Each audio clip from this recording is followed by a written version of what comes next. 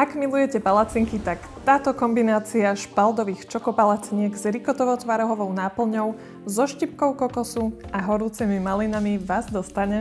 Toto spojenie chutí je naozaj vynikajúce a jedna porcia obsahuje až 30 g bielkovín. Poďte si ich so mnou pripraviť. Na 4 porcie budeme potrebovať: v miske si zmiešame špaldovú múku s kakaom a štipkou soli. Následne k surovinám pridáme aj zvyšné suroviny na palacinky a cesto poriadne premiešame pomocou metličky. V prípade, že je príliš riedke, pridáme ešte trocha múky a naopak, ak je husté, pridáme ešte trocha mlieka alebo vody. Hustota sa totiž môže líšiť v závislosti od použitej múky. Cesto dávkujeme na rozohriatú nepríľňavú panvicu, ak treba, na začiatku ju môžeme jemne potrieť olejom a palacinky opekáme z oboch strán do zlatista. Medzi tým si v miske rozmiešame všetky suroviny na náplň okrem malín dohromady. Vzniknutým krémom natierame palacinky a následne ich zložíme alebo zrolujeme a ukladáme na tanier. Maliny si ohrejeme a na záver nimi polejeme pripravené palacinky. Mňam, prajem vám dobrú chuť. Recept na tieto palacinky nájdete v mojej knihe Obedy a večere na strane 207.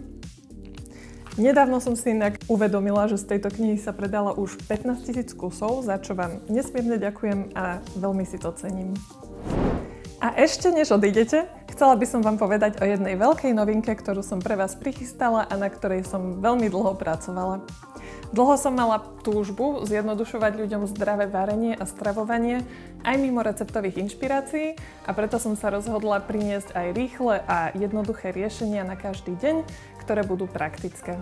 A tu sú prvé z nich. Tu sú moje fitkaše, ktoré sú pripravené za 3 minúty, vyrobené na Slovensku a na ich zložení som si dala veľmi záležať. Obsahujú až 18 g bielkovín na porciu, majú 100% prírodné, kvalitné zloženie bez umelých prísad, obsahujú zmes superfoods, sú bez cukru a majú lahodnú krémovú chuť. Nájdete ich v ovsenej aj ryžovej verzii v rôznych príchutiach. Viac si o nich môžete prečítať a zakúpiť si ich na mojom e-shope tu. Prípadne link nájdete aj v popise videa. Ja som veľmi zvedavá, čo na ne poviete, budem sa tešiť na vaše komentáre a ak máte nejaké otázky, pokojne sa pýtajte. Ak tieto famózne palacinky vyskúšate, určite mi v komentári napíšte, ako vám chutilo. Nezabudnite tiež video lajkovať a zdieľať, prípadne aj odoberať kanál Fit Recepty. Budem sa na vás tešiť pri ďalšom videu. Ahojte!